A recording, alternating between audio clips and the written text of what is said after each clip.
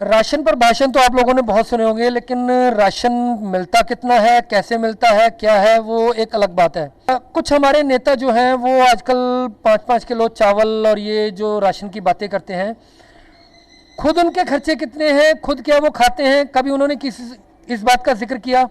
कभी आपको मालूम है कि पार्लियामेंट में जो आपको खाना मिलता है, आपको नहीं, नेताओं को जो खाना मिलता है उसका रेट क्या है?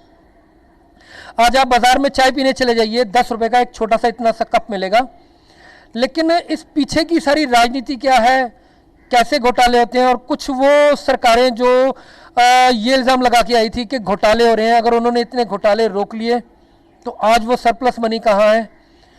बहुत सी ऐसी बातें हैं, काला धन भी आ गया, सब कुछ आ गया, 15-15 लाख भी लोगों को मिल गए, किसान आंदोलन भी आ गया, लेकिन किसी समस्या का हल सिर्फ नहीं आया तो वो हल नहीं आया। लॉकडाउन में लोगों के क्या हाल हुए, लोगों के घरों में खाने को नहीं है, बड़े बड़े जो बिजनेसमैन हैं उनकी फैक्ट्रियां बंद हो गई, बड़े बड़े दुकान मॉल बंद हो गए, लेकिन उस पर किसी मीडिया ने कहीं कोई चर्चा नहीं की। इसी चीज़ को लेकर आज हम एक उत्तराखंड के जो वरिष्ठ कांग्रेस नेता है भास्कर चुग जी, उनके साथ यहाँ देहरादून में हाजिर हैं, और आइए उन्हीं से पूछते हैं ये जो सब चल रहा है राजनीति में उथल पुथल, और खासकर राशन पर जो उन्होंने कुछ एक नया धमाका जो किया है, उन्हीं से बात करते हैं। आइए उन्हीं से मिलते हैं। चुग साहब नमस्कार। नमस्कार सर। नमस्कार।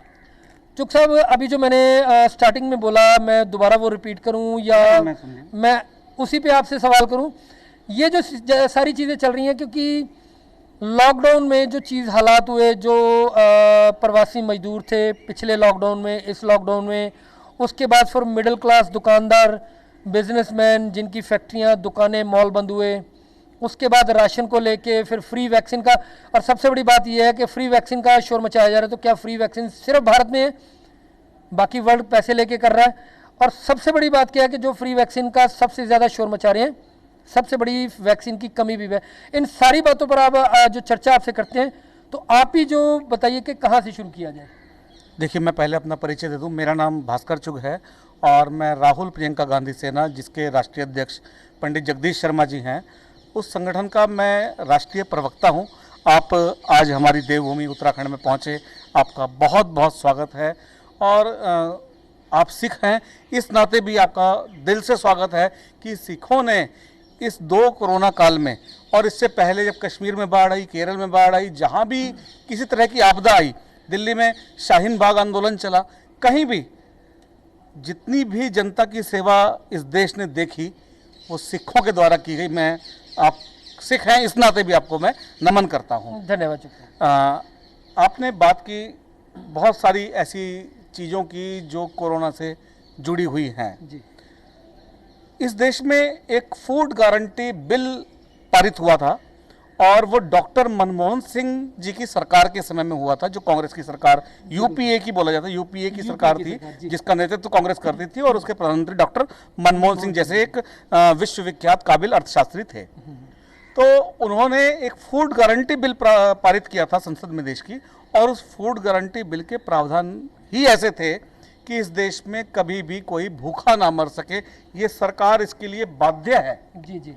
तो आज सरकार अपनी वाहवाही करती है इस बात को कह के कि हम बीपीएल परिवारों को प्रति यूनिट 5 किलो हम राशन दे रहे हैं। आप राशन 5 किलो इसलिए दे रहे हैं कि इसी संसद में जिसमें आप बैठे हुए हैं, फूड गारंटी बिल कांग्रेस सरकार के टाइम पे डॉक्टर मनमोहन सिंह जी ने पारित किया है। वो राशन आप कोई एहसान नहीं कर रहे हैं, वो देश की जनता का हक है जो आपको देना पड़ेगा। रोटी, कपड़ा, मकान, ये तो सरकार की बाध्यता है, सरकार को देनी ही पड़ेगी, तो आप वो दे रहे हैं, इसमें कोई नई बात नहीं है। दूसरी बात, इस फूड गारंटी बिल को पलीता लगाने के लिए, इस देश की जनता का बेवकूफ़ बनाने के लिए और जनता को राशन देने से बचने के लिए सरकार ने एक नया काम किया। इस समय सारे देश में राशन कार्ड्स ऑनलाइन हो रहे हैं। ये पूरे देश में एक ही राशन कार्ड से आप किसी भी जगह सामान ले लो, इस बात को कहते हुए नए राशन कार्ड ऑनलाइन कर रहे हैं, जिसमें आधार कार्ड वगैरह लग रहा है। सरकार ने सॉफ्टवेयर अपडेट किया। आज से 6-7 दिन पहले मैं डीएसओ साहब जो हमारे जिला पूर्ति अधिकारी हैं उनके पास किसी काम से गया था, तो उन्होंने मेरी जानकारी में ये चीज़ डाली थी कि सॉफ्टवेयर अपडेट हो गया और राशन कार्ड आपका कोई नाम जुड़वाना है या किसी राशन कार्ड में से एक नया राशन कार्ड बनाना है या आपने नया राशन कार्ड बनाना है कोई, इसको करने के लिए आपको अपना जाति प्रमाण पत्र और जन्म प्रमाण पत्र देना पड़ेगा। तब आपका राशन कार्ड में नाम जुड़ेगा, तब आपके नया राशन कार्ड बनेगा, तभी एक राशन कार्ड में से नया राशन कार्ड बनेगा। मैं चुक साहब यहाँ एक आपने जो बात बोली, जन्म प्रमाण पत्र तक तो ठीक था, लेकिन ये जाति प्रमाण पत्र किस लिए? नहीं, जन्म प्रमाण पत्र तक भी ठीक इसलिए नहीं है कि आप ऑनलाइन जो राशन कार्ड अब बना रहे हो, हर एक में आप आधार कार्ड ले रहे हो। आपने आधार कार्ड ले लिया तो आधार कार्ड में डिटेल आ गई कि बंदा जीवित है, बंदा दुनिया में है, इसलिए उसका आधार कार्ड है। अगर वो जीवित नहीं है, अगर वो दुनिया में नहीं है, तो उसका आधार कार्ड ना होता। तो जन्म प्रमाण पत्र का भी कोई औचित्य नहीं है। और जाति प्रमाण पत्र के बारे में तो बड़ी शर्मनाक बात इन्होंने कर दी कि मुझे कोई बता दे कि क्या ब्राह्मण दलित से कम खाता है या दलित ब्राह्मण से कम खाता है।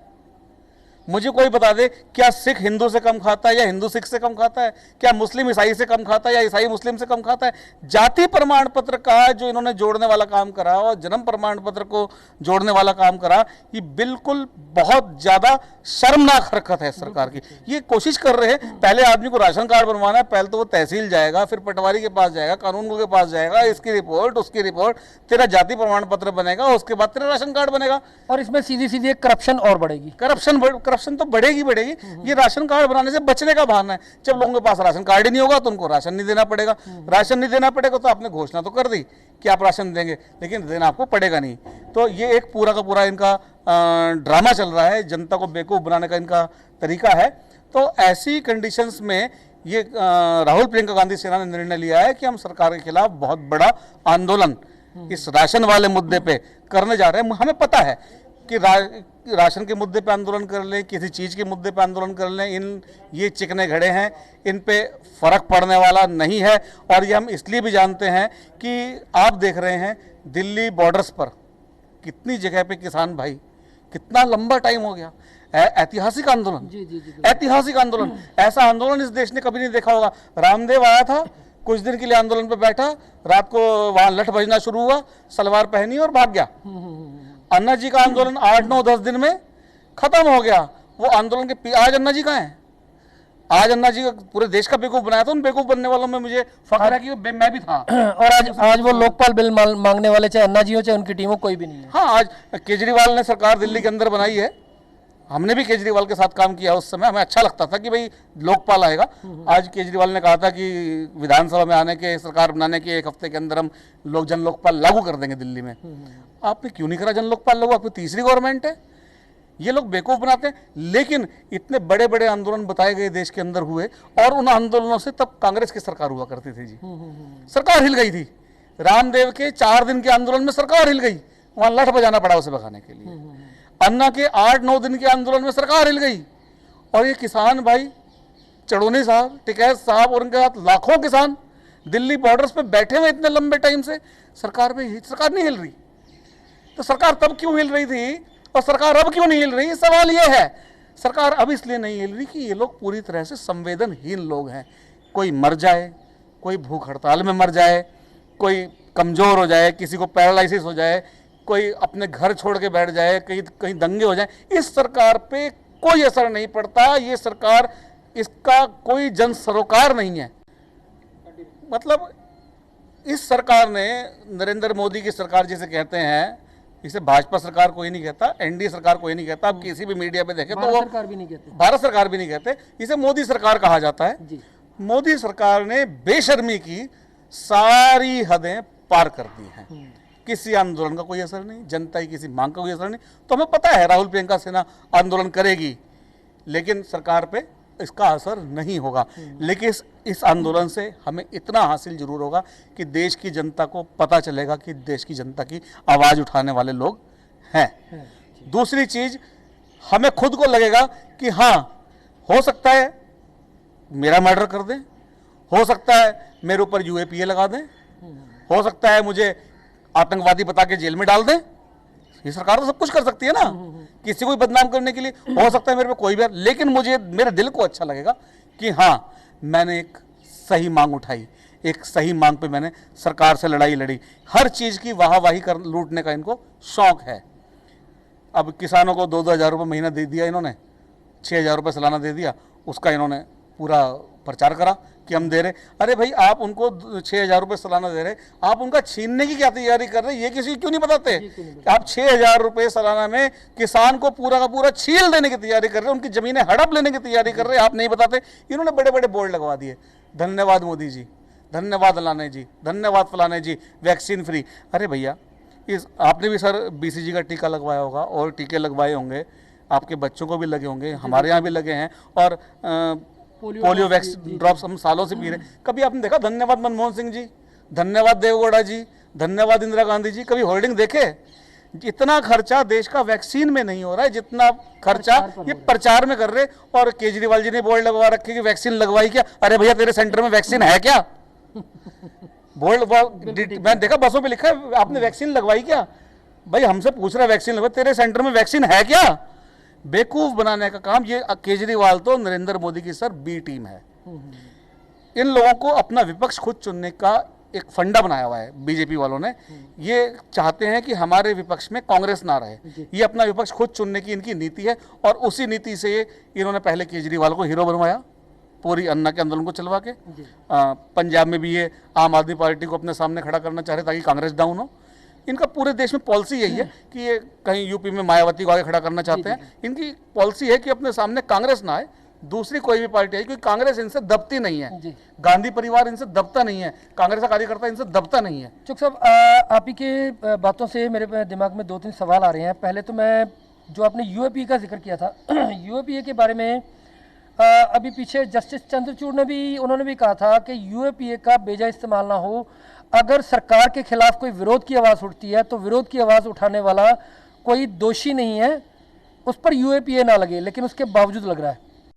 और दूसरा आपने जो जिक्र किया, वो आपने जिक्र किया दिल्ली की केजरीवाल सरकार का, जो आपने कहा कि वैक्सीन लगवाई क्या, और आपने कहा कि तेरे पास है क्या, और ये आपने बी टीम भी कहा। ये केजरीवाल सरकार पर बी टीम के बहुत सारे इल्ज़ाम लगते हैं। कभी भाजपा वाले कहते हैं कि कांग्रेस की बी टीम है, कांग्रेस वाले कहते हैं भाजपा की बी टीम है। असल में केजरीवाल किसकी बी टीम है, उस पर थोड़ा सा रोशनी डालिए। केजरीवाल भारतीय जनता पार्टी की बी टीम है, नो डाउट। और इसका कारण है, उत्तराखंड में 2017 में इलेक्शन था जी, और उस इलेक्शन से पहले भी आम आदमी पार्टी ने उत्तराखंड में चुनाव लड़ने की तैयारी की थी जी। लेकिन वहाँ पे जब इन्होंने देखा कि भारतीय जनता पार्टी मजबूत है और कांग्रेस थोड़ी कमज़ोर स्थिति में है, तो ये वहाँ से क्विट कर गए। 2017 में आम आदमी पार्टी ने उत्तराखंड में चुनाव नहीं लड़ा, क्योंकि उनके चुनाव लड़ने से उनको लग रहा था कांग्रेस को फ़ायदा होगा, कांग्रेस दोबारा आ जाएगी। नहीं लड़े चुनाव। आज 2022 में उत्तराखंड में कांग्रेस इतनी मजबूत है कि भारतीय जनता पार्टी का सफाया करने जा रही है, तो आज वहाँ पे केजरीवाल और मनीष सिसोदिया रोज चक्कर काट रहे हैं।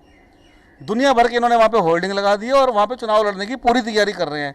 कोशिश ये है कि आम आदमी पार्टी चुनाव जीते ना जीते, भारतीय जनता पार्टी को नुकसान नहीं होना चाहिए। ये बी टीम है, पूरी तरह से बी टीम है। ये चुनाव वहीं लड़ते हैं जहां कांग्रेस मजबूत होती है। आपके कहने का मतलब यही है कि कांग्रेस मजबूत होती है और ये चुनाव लड़के कांग्रेस का वोट बैंक खराब करते हैं ताकि भाजपा को फायदा हो। बिल्कुल आपने सही कहा। ये बीजेपी की ना एक सोच है, बीजेपी की कह लीजिए, RSS की कह लीजिए, इनकी पूरी आइडियोलॉजी की कह लीजिए। खैर, ये जो बात आपने बोला उत्तराखंड के बारे में बोला, सेम यही चीज़ जो हरियाणा में इलेक्शन हुए थे, तो दूसरी टर्म में खट्टर सरकार के आने के लोगों का यही कहना था, और जो टीवी चैनल का भी जो एनालिसिस निकल के आ रहा था उसमें भी आ रहा था कि खट्टर सरकार के चांसेस कम है।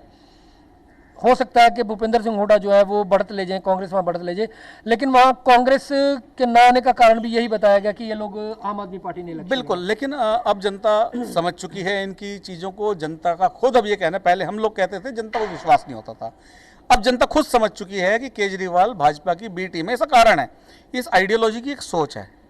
इस आइडियोलॉजी की सोच है कि ये देश कांग्रेस मुक्त हो, ये सोच है इनकी। कांग्रेस से इनको बड़ी तकलीफ है। अंग्रेजों का जितना विरोध किया वो कांग्रेस ने किया। अंग्रेजों को देश से बाहर भगाने के लिए कांग्रेस ने लंबी लड़ाई लड़ी। ये लोग उस आंदोलन में देश के साथ नहीं खड़े हुए थे, इनका अलग सिस्टम चल रहा था। आज भी ये लोग नहीं चाहते कि भारत मजबूत हो। कांग्रेस मजबूत होगी तो भारत मजबूत होगा, कांग्रेस कमज़ोर होगी तो भारत कमजोर होगा। ये कांग्रेस को कमजोर करना चाहते हैं, इनडायरेक्टली उसमें इंडिया कमजोर होगा। और कांग्रेस मुक्त करने के लिए इन्होंने एक नई वहाँ पे अपने सामने एक नई पार्टी खड़ी कर दी, जिसका नाम इन्होंने आम आदमी पार्टी रख दिया। केजरीवाल को एक नया नेता बनाने की कोशिश कर दी। इनकी सोच यही है कि राहुल गांधी आगे ना आ जाए, इनकी सोच यही है कि प्रियंका गांधी आगे ना आ जाए। ये लोग सच्चे लोग हैं, ये लोग देश का, ये दूरदर्शी लोग हैं। आप कोरोना की बात कर रहे थे, आप अगर ध्यान दें तो एक टाइम था पिछले साल का, लॉकडाउन से पहले का, 12 फरवरी को राहुल गांधी जी ने ट्वीट कर दिया था कि इस देश के अंदर कोरोना आ रहा है, बहुत बड़ी समस्याएं लेके आ रहा है और देश की अर्थव्यवस्था बर्बाद हो जाएगी, मोदी जी से संभाल लो। एक दूरदर्शी व्यक्तित्व की सोच थी। उसने पहले ही आपको आगाह किया। आपने क्या कहा कि राहुल गांधी बेवकूफ़ है, राहुल गांधी पैनिक फैला रहा है, ये कर रहा है, वो कर रहा है। बाद में देखा वो सब चीजें सच हुई, पैनिक नहीं था। दैट वाज राहुल गांधी ने फिर अर्थव्यवस्था को लेकर अर्थव्यवस्था डूब जाएगी, माइनस में हो जाएगी। लेकिन जो आपने फैक्ट देखा, वो फैक्ट यही था कि अर्थव्यवस्था डूबी, माइनस में चली गई, हालतें खराब हो गई देश की। तो ये सब हमने देखा है। आज राहुल गांधी जी ने कुछ टाइम पहले ये कहा था कि देश की जनता आपको डंडे से मारेगी। आप देख रहे ना, कल कैलाश मेघवाल नाम का एक नेता बीजेपी का है, डंडे, उसकी पंजाब में भी दूरदर्शी नेतृत्व है। यूपी में भी एक विधायक को जाके वो कीचड़ वाले पानी में लोगों ने उसमें कोई कांग्रेस का नेता कुछ नहीं कर रहा है, उसमें किसी पार्टी का नेता कुछ नहीं कर रहा है, जनता अपने आप ही इनको ठोकने में लगी हुई है। तो ये सब एक दूरदर्शी नेतृत्व है, विकास की सोच है, देश कैसे अच्छा हो।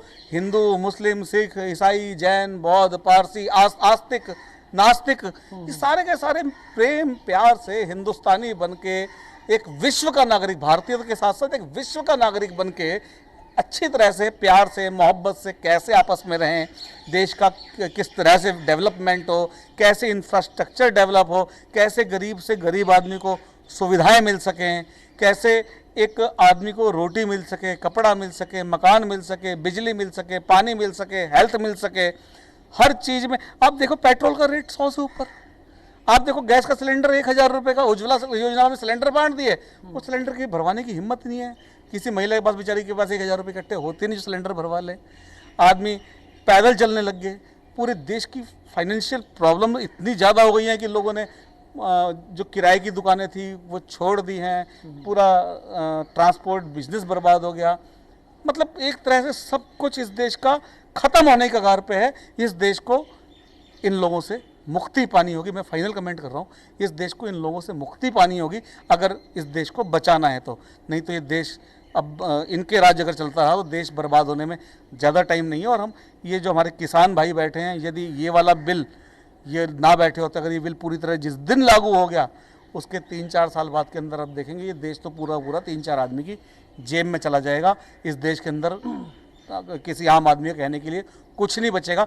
इसका प्रभाव खाली किसानों पे नहीं पड़ेगा, इसका प्रभाव पूरे देश के आम आदमी पे पड़ेगा। जो आटा आज 250 रुपये के आसपास कट्टा है 10 किलो का, वो आटा का रेट उस समय अगर अंबानी के हाथ में आ गया। पानी की बोतल देख लो ना सर, फ्री का पानी है, पानी की बोतल 20 रुपये की है ना, फ्री के पानी की बोतल 20। जहाँ इनको पैसा लगेगा अंबानियों का, अडानियों का, तो वो 25 रुपये किलो का आटा ये कितने का बेचेंगे, 100 रुपये किलो बेचेंगे, 200 बेचेंगे, 300 बेचेंगे। हमें क्या पता है सर कहाँ से रोटी खाएंगे। इनकी तो प्लानिंग यही है कि सब इनके मॉल में नौकरी करें, सब वहीं खाएं, उनको हम राशन कट्टे दे देंगे, कुछ खर्चे पानी के पैसे देंगे, छुट्टी इनको फ्री।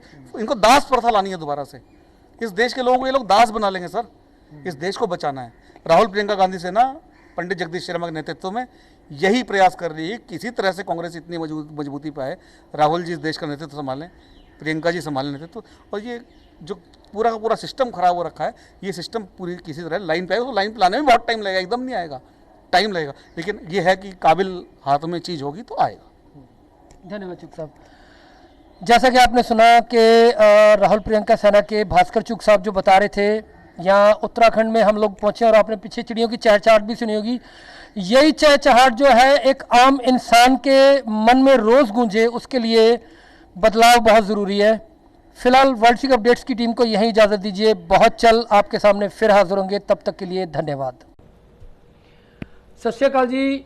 वर्ल्ड सिक अपडेट्स ਦੇ ਸਾਰੇ ਦਰਸ਼ਕਾਂ ਲਈ ਅਸੀਂ ਇੱਕ ਲੈ ਕੇ ਆਏ ਹਾਂ ਨਵੀਂ ਖੁਸ਼ਖਬਰੀ ਲੈ ਕੇ ਆਏ ਹਾਂ। वर्ल्ड सिक अपडेट्स ਦੀ ਆਪਣੀ ਇੱਕ ਵੈਬਸਾਈਟ ਆ ਗਈ ਹੈ। ਹੁਣ ਤੁਸੀਂ ਸਾਡੇ ਨਾਲ www.worldsikupdates.com ਤੇ ਰਾਬਤਾ ਕਰ ਸਕਦੇ ਹੋ। ਜੇ ਆਪ ਜੀ ਨੇ ਕੁਝ ਸਾਡੇ ਨਾਲ ਗੱਲਬਾਤ ਕਰਨੀ ਹੈ, ਕੁਝ ਆਪ ਜੀ ਨੂੰ ਜਾਣਕਾਰੀ ਚਾਹੀਦੀ ਹੈ ਵਰਲਡ ਸਿੱਖ ਅਪਡੇਟਸ ਬਾਰੇ, ਤੇ ਤੁਸੀਂ ਸਾਨੂੰ ਈਮੇਲ ਕਰ ਸਕਦੇ ਹੋ info@worldsikhupdates.com ਤੇ। ਹੋਰ ਅਗਰ ਤੁਸੀਂ ਸਾਨੂੰ ਕੁਝ ਭੇਜਣਾ ਚਾਹੁੰਦੇ ਹੋ ਤੇ ਤੁਸੀਂ ਸਾਨੂੰ care@worldsikhupdates.com ਤੇ ਭੇਜ ਸਕਦੇ ਹੋ। ਔਰ ਜੇ ਤੁਸੀਂ ਇਹ ਜਿਹੜੀ ਸਾਈਟ ਤੇ ਜਿਹੜੀ ਚੱਲ ਰਹੀ ਹੈ ਔਰ ਥੱਲੇ ਜਿਹੜੀ ਚੱਲ ਰਹੀਆਂ ਨੇ ਇਹ ਐਡਵਰਟਾਈਜ਼ਮੈਂਟ ਦੇਣਾ ਚਾਹੁੰਦੇ ਹੋ ਸਾਡੇ ਚੈਨਲ ਤੇ ਤੁਸੀਂ ਸਾਨੂੰ advt@worldsikhupdates.com ਤੇ ਤੁਸੀਂ ਸਾਨੂੰ ਰਾਬਤਾ ਕਰ ਸਕਦੇ ਹੋ। ਮੈਂ ਦੁਬਾਰਾ ਆਪ ਜੀ ਨੂੰ ਦੱਸ ਦਿਆਂ, advt@worldsikhupdates.com ਤੇ ਸਾਡੇ ਨਾਲ ਰਾਬਤਾ ਕਰ ਸਕਦੇ ਹੋ। ਇਹ ਜਿੰਨੀ ਵੀ ਵੈਬਸਾਈਟ ਮੈਂ ਤੁਹਾਨੂੰ ਦੱਸੀਆਂ ਨੇ ਇਹ ਸਾਈਟ ਤੇ ਜਿਹੜੀਆਂ ਚੱਲ ਰਹੀਆਂ ਨੇ ਇਹਨੂੰ ਤੁਸੀਂ ਨੋਟ ਕਰਕੇ ਸਾਡੇ ਨਾਲ ਰਾਬਤਾ ਕਰ ਸਕਦੇ ਹੋ। ਵਰਲਡ ਸਿੱਖ ਅਪਡੇਟਸ ਦੀ ਆਪਣੀ ਵੈਬਸਾਈਟ ਤੇ www.worldsikhupdates.com